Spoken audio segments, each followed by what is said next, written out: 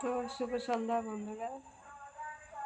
তো আরশি মামা বাড়ি গিয়েছিলাম। তো আরশি তো বাড়িতে আসেনি, ওখানে থেকে গেল। তো ফোন করছে, ফোনে খুব আনন্দ। ও ভাবলাম যে হয়তো কান্না করবে, কিন্তু ও কান্নাকাটি করছে না। ও এখনই ফোন করলো, ফোন করে আমাকে অনেক কিছু জিজ্ঞেস করলো। আমি ওর সঙ্গে কথা বলতে চাইছিলাম, কিন্তু ও বললো ঠিক আছে কেটে দিলাম, কেটে দিল বলেই কেটে দিল। তো যেটা আশা করেছিলাম সেটাও কান্নাকাটি করছে না। এই ফার্স্ট টাইম আশিকে ছাড়া আমি থাকছি এই 5-6 বছর। এটা তো খারাপ লাগছে অবশ্যই। তো চলো, ব্লগটা কন্টিনিউ করা হয়নি আজকে।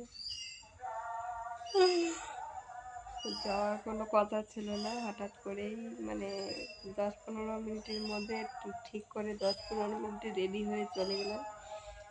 তো হয়তো বাড়ি থেকে বেরিয়েছি 3টের দিকে, আবার 3টে, 4টা, 5টা, 1-1.5 ঘন্টার মতো থেকে আবার চলে এসেছি বাড়িতে।